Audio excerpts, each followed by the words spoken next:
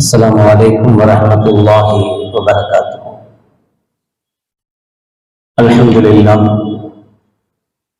لله نحمده ونستعينه ونستغفره ونعوذ بالله من شرور أنفسنا ومن سيئات أعمالنا. من يهده الله فلا مضل له ومن يضلل فلا هادي له. ونشهد أن لا إله إلا الله وحده لا شريك له ونشهد أن سيدنا ومولانا محمدا عبده ورسوله. اللهم صل على سيدنا مولانا محمد طب القلوب ودوائها وعافية الأبدان وشفائها ونور الأبصار وضيائها وعلى آله وصحبه وسلم.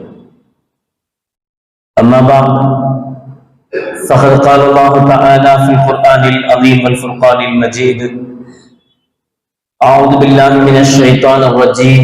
بسم الله الرحمن الرحيم. للذين أحسنوا الحسنى وزيادة ولا يرهق وجوههم قتر ولا ذلة أولئك أصحاب الجنة هم فيها خالدون. قال النبي صلى الله عليه وسلم: تداووا عباد الله فإن الله تعالى لم ينزل داء إلا أنزل له الدواء أو كما قال عليه الصلاة والسلام. صدق الله العظيم وصدق رسوله النبي الكريم. سبحانك لا علم لنا إلا ما علمتنا إنك أنت العليم الحكيم. رب اشرح لي صدري ويسر لي أمري واحلل عقدة من لساني يفقهوا قولي. إن أريد إلا الإصلاح ما استطعت وما توفيقي إلا بالله. புகழனைத்தும் அல்லாஹ் ஒருவனுக்கு உரித்தாகட்டுமாக. சலாத் என்னும் கருணையும் சலாம் என்னும் ஈரேற்றமும் ஈருலக சர்தார் எம்பெருமானார் ரசூலே கரீம் ஸல்லல்லாஹு அலைஹி வஸல்லம் அவர்கள் மீதும் அவர்களுடைய அடிச்சுவடுகளை கடுகளவும் பிசகாது வாழ்ந்து வந்த உத்தம சத்திய சஹாபாக்கள், தாபிஈன்கள், தபா தாபிஈன்கள், நபிமார்கள், வலிமார்கள், ஷஹீதுகள் மற்றும் நம் அனைவர்கள் மீதும் ஏனைய இஸ்லாமியர்கள் மீதும் என்றென்றும் நிலவட்டுமாக. ஆமீன். பிறப்பிற்கும் பெருமதிப்பிற்கும் உரிய பெரியவர்களே, அல்லாஹ்வின் நல்லடியார்களே, அல்லாஹ் ஜல்ல ஷானஹு வ தஆலா 10வது சூராவுடைய 26வது திருவசனத்தில் சொல்கிறார்: லில்லதீன அஹ்ஸனுல் ஹுஸ்னா வ ஸியாதா. யார் நற்காரியங்கள் செய்கிறார்களோ, முஹ்ஸினீன்களாக இருக்கிறார்களோ, அவர்களுக்கு அல் ஹுஸ்னா, அதற்குண்டான பிரதிபலனும் அதற்கு உண்டான நன்மைகளும் அவர்களுக்கு கிடைக்கும். அது மட்டுமல்லாமல் அதை விட அதிகமாகவும் அவர்களுக்கு கிடைக்கும்.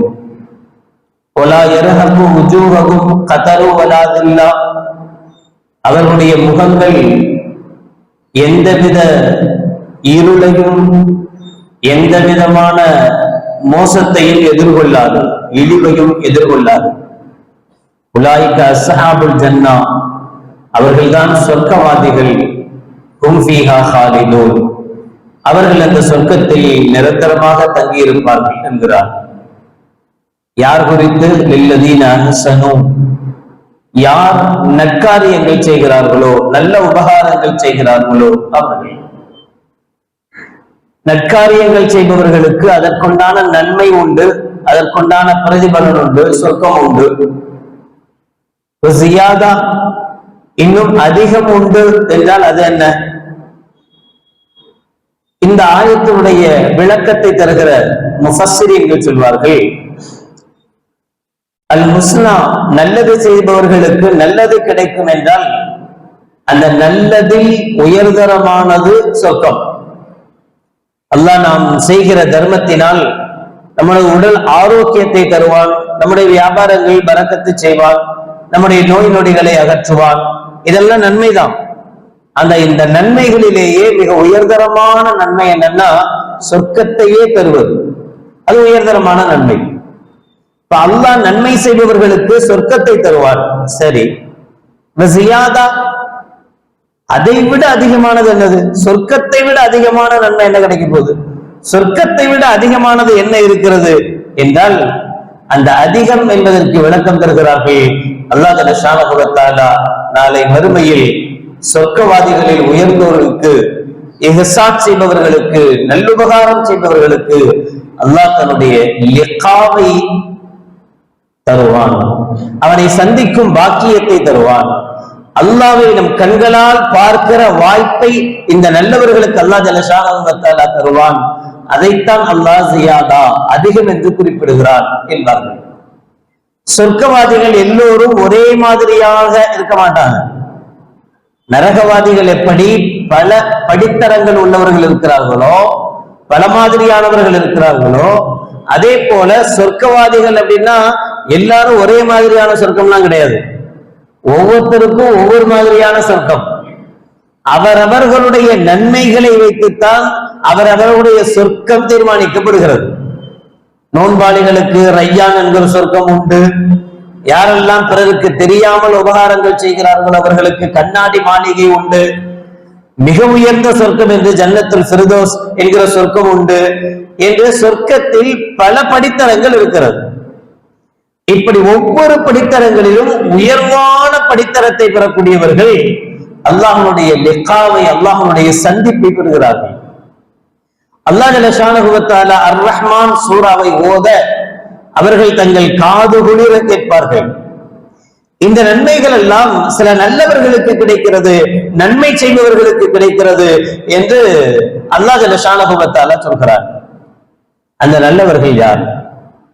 அந்த நன்மையை பெறுவதானால் என்ன செய்யணும் என்றால், நபிகள் நாயகம் ஸல்லல்லாஹு அலைஹி வஸல்லம் அவர்கள் சொல்கிறார்கள், அஹப்புன் நாஸி இலல்லாஹ் அன்ஃபஉஹும் லின்னாஸ். அல்லாஹ்வுக்கு ரொம்ப பிரியமானவர்கள் யார் என்றால், யார் மனிதர்களுக்கு அதிக பிரயோஜனம் உள்ளவர்களாக இருக்கிறார்களோ அவர்கள்தான். மற்றவர்களுக்கு, பிற மனிதர்களுக்கு இவரால் அதிக பிரயோஜனம் இருக்கிறது என்றால் இவர்தான் அல்லாஹ்விடத்தில் மிக பிரியத்திற்கு சொந்தக்காரர். அல்லாஹ்வுக்கு பிடித்த மிக பிடித்த அமல்கள் என்ன என்றால், சுரூருன் துத்ஹிலுஹு அலா முஸ்லிம் அவ் தக்ஷிஃபு அன்ஹு குர்பா. ஒரு முஸ்லிமுடைய முகத்தில், ஒரு முஸ்லிமுடைய வாழ்வில் சந்தோஷத்தை ஏற்படுத்துவது அல்லது அவனுடைய ஒரு கஷ்டத்தை நீக்குவது, இதுதான் அல்லாஹ்வுக்கு இருக்கிற அமல்களிலேயே மிக பிடித்தமான அமல் என்று கண்மணி நாயகம் ரசூலுல்லாஹி ஸல்லல்லாஹு அலைஹி வஸல்லம் அவர்கள் சொல்லி காட்டுவார்கள். அவ்வளவு உயர்தரமான செயல் அடுத்தவர்களை சந்தோஷப்படுத்தி பார்ப்பது, அடுத்தவர்களுக்கு உண்டான சந்தோஷத்தை கொடுப்பது. ஒரு காலம் இருந்தது, இறைவன் மீது சரியான நம்பிக்கை கொள்ளாமல் அதீத நம்பிக்கை கொண்டு ரொம்ப ஓவரா போயிடுறது. ரொம்ப ஓவரா போய் ஏதாவது உடம்பு சரியில்லைன்னா கூட டாக்டர்கிட்ட போறது கிடையாது, அதுக்குண்டான மருத்துவம் பார்ப்பது கிடையாது. என்ன, அல்லாஹ்தானே கொடுப்பான், அல்லாஹ்வே எடுப்பான். இது சரியான தக்குவாவா, சரியான நடைமுறையான இல்லைன்னு நாங்க ஸல்லல்லாஹு அலைஹி வஸல்லம்.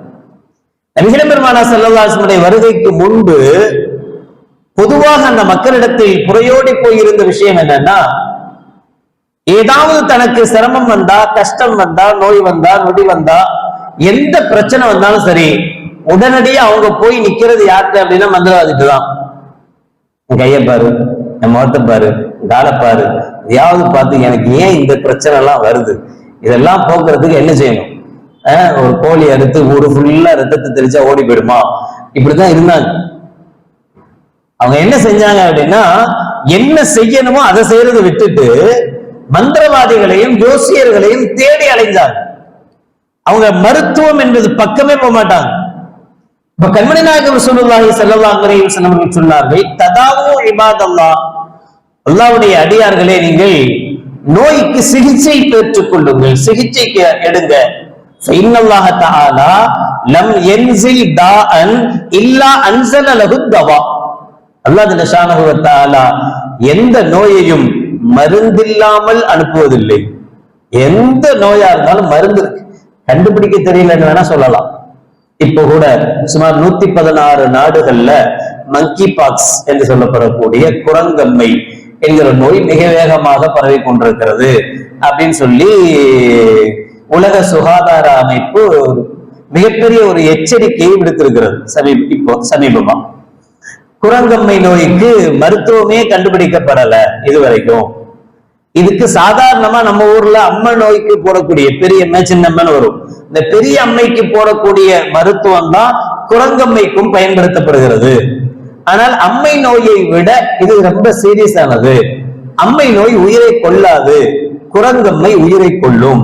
இதெல்லாம் எவ்வளவு பயங்காட்ட முடியுமோ அவ்வளவு பயங்காட்டி கடைசியில என்ன தீர்வு, என்ன செய்யணும்னு கேட்டா, ஒண்ணும் செய்ய வேணாம், சுத்தமா இருந்துக்குங்க, சுத்தபத்தமா இருங்க, ஒழுங்கா பாத்துக்குங்க அப்படின்னு சொல்லி முடிச்சுக்கிறது. அப்ப இதுக்கு இந்த நோய்க்கு மருந்து கிடையாதா? இருக்கு, கண்டுபிடிக்கல. அதனாலதான் ஸல்லல்லாஹு அலைஹி வஸல்லம் அவர்கள் சொன்னாருங்க, இந்த வார்த்தை இஸ்லாமியர்களை, முஸ்லிம்களை லா இலாஹ இல்லல்லாஹ் முஹம்மது ரசூலுல்லாஹ் கலிமா சொன்னவர்களை வெறுமனே மருத்துவம் பாருங்கள்னு மட்டும் சொல்லல, மருத்துவத்தை தேடுங்கள்னு சொல்லிச்சு. ஒரு நோய் வந்தா அந்த நோய்க்குண்டான மருத்துவம் என்னன்னு பாருங்க, கண்டுபிடிங்க. மருத்துவ கண்டுபிடிப்பாளர்களை ஏவியது, அவர்களை தூண்டிவிட்டது கண்மணி நாயகம் ரசூலுல்லாஹி ஸல்லல்லாஹு அலைஹி வஸல்லம் அவர்களுடைய இந்த வார்த்தை. சஹாபாக்கள் ரசூலுல்லாஹ்ட்ட போய் கேட்கிறாங்க, யா ரசூலல்லாஹ் ஸல்லல்லாஹு அலைஹி வஸல்லம், ஹல் ஃபீ தவாஇன் நதஆத்தாஹு வ விகாயத்துன் நத்தஹிதுஹா ஹல் தம்னஉ ஹாதிஹி மின் கத்ரில்லாஹ்? நாங்க கல்லா கதரை நம்புறவங்க, நீங்க தான் சொல்லி கொடுத்துருக்கீங்க. அல்லாஹ் என்ன நடக்கிறானோ, அல்லாஹ் என்ன நாடுறானோ அதுதான் நடக்கும், அதை மீறி எதுவும் நடக்காது அப்படின்னு நீங்க சொல்லி கொடுத்துருக்கீங்க. ஆமா, இப்ப நாங்க மருத்துவம் எடுத்தா இது கலாக்கதற்கு மாற்றமாகாதா?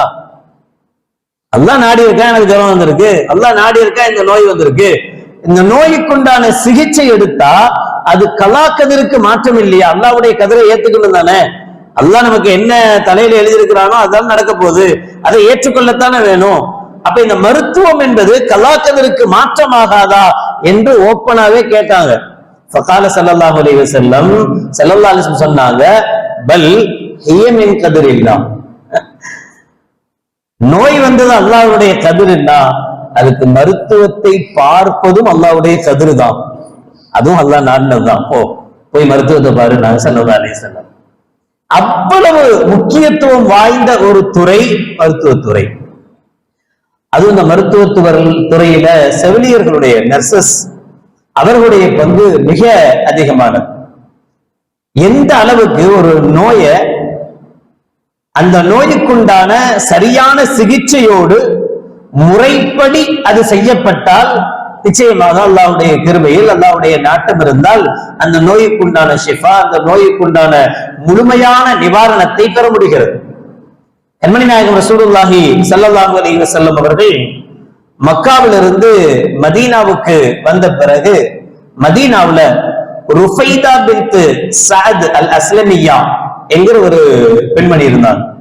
ஸல்லல்லாஹு அலைஹி வஸல்லம் மதீனாவுக்கு வந்த பிறகு ரசூலுல்லாஹ்விடத்தில் லா இலாஹ இல்லல்லாஹ் முஹம்மது ரசூலுல்லாஹ் கலிமா சொல்லி இஸ்லாத்தை ஏற்றுக்கொண்டவர்கள் ருஃபைதா. அந்த ருஃபைதா என்கிற பெண்மணி மிகப்பெரிய நர்ஸ், அவங்க அத்தா டாக்டர், வரலாறு சொல்கிறது. ருஃபைதா அவர்களுடைய மதீனாவாசி, அவங்க மதீனால பிறந்தவங்க. மதீனாவாசியான ருஃபைதா அவர்கள் ரலியல்லாஹு தஆலா அன்ஹா, அவங்களுடைய அத்தா டாக்டர். இந்த ருஃபைதா அவர்களும் மிகப்பெரிய நர்ஸ். நபிகள் நாயகம் ஸல்லல்லாஹு அலைஹி வஸல்லம் என்ன செஞ்சாங்கன்னா, உகீமத் லஹா ஹீமத்தன் ஃபில் மஸ்ஜிதின் நபவி பிஹா.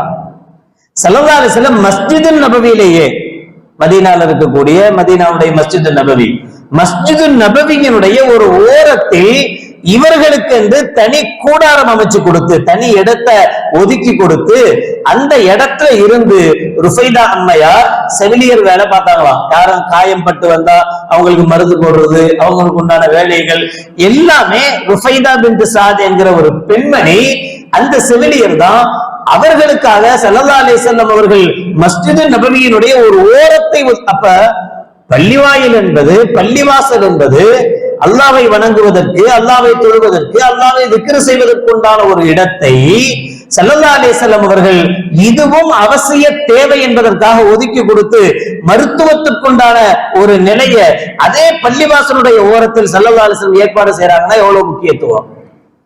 போர்க்களங்களுக்கு போகும்போது கண்மணி நாயகம் ஸல்லல்லாஹு அலைஹி வஸல்லம் பெண்மணிகளையும் அழைத்து போனாங்க போர்க்களங்களுக்கு.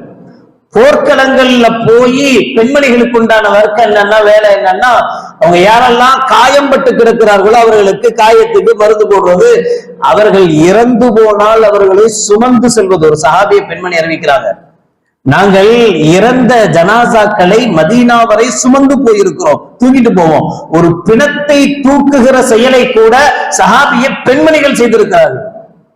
அதுல ஆயிஷா ரலியல்லாஹு தஆலா அன்ஹா, உம்மு ஐமன் அல் ஹபஷியா ரலியல்லாஹு தஆலா அன்ஹா, உம்மு அம்மாரா ரலியல்லாஹு தஆலா அன்ஹா, ஹமனா பின்த் ஜஹ்ஷ் ரலியல்லாஹு தஆலா அன்ஹா, உம்மு சுலைம் ரலியல்லாஹு தஆலா அன்ஹா என்றெல்லாம் பெயர் பொறிக்கப்படுகிற அளவுக்குண்டான செவிலியர்கள், நர்சஸ் கண்மணி நாயகம் ஸல்லல்லாஹு அலைஹி வஸல்லம் அவர்களுடைய போர்க்கால படைகளில் இருந்திருக்கிறார்கள்.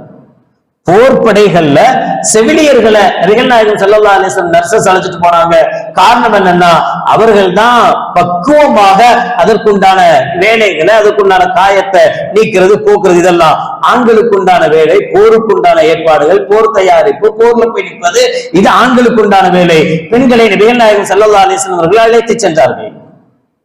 எந்த அளவுக்கு வருகிறது என்றால், ஆயிஷா ரலியல்லாஹு தஆலா அன்ஹா அவர்களோடு பெண்மணியும் தன்னுடைய முதுகில் தண்ணீருடைய பேக்கேஜுகளை சுமந்து கொண்டு போர்க்களத்தில் ஓடுவார்கள்.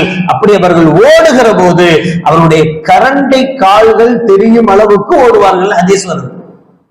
அந்த அளவுக்கு மறைச்சிருப்பாங்க எல்லாமே கீழே வரைக்கும். ஆனா ஓடும் போது ஆடையினுடைய விலகி கரண்டை கால்கள் வெளியில் தரும் அளவுக்கு ஸ்பீடா அவர்கள் ஓடுவார்கள். ஓடி ஆடி வேலை செய்கிற நர்சஸ நபிகள் நாயகம் ரசூலுல்லாஹி ஸல்லல்லாஹு அலைஹி வஸல்லம் அவர்கள் வைத்திருந்தார்கள் என்று சொல்கிறது. அல்லாஹ் ஜல்ல ஷானஹு வ தஆலா சொல்வது போல, மன் அஹியாஹா ஃபகஅன்னமா அஹியன் நாஸ ஜமீஆ. அதனாலதான் மருத்துவத்துறைங்கிறது அவ்வளவு புனிதமான துறை. மற்றவர்களை பொறுத்தவரை டாக்டர் தெய்வமா நினைக்கிறோமாங்க, இஸ்லாம் அதுக்கு எதிரானது. அல்லாஹ்வாக இறைவனாக வணங்குவதற்கு அல்லாஹ் மட்டும்தான். ஆனால் எத்தனையோ பேரை கொண்டு அல்லாஹ் ஜல்ல ஷானஹு வ தஆலா தன் வேலையை வாங்கிக் கொள்கிற மிக உயர்ந்த பணிகளில் ஒன்று இந்த மருத்துவத்துறை. ஒமன் அஹியாஹா ஃபகஅன்னமா அஹியன் நாஸ ஜமீஆ. அல்லாஹ்வுடைய வார்த்தை. ஒருவர் ஒரு நபரை உயிர்ப்பிக்க செய்தால், உயிர் கொடுத்தா, அவரு மூத்தா போற கண்டிஷன்ல வரார், அவருக்கு உண்டான மருத்துவம் பார்த்து அவருக்கு உயிர் கொடுத்தா,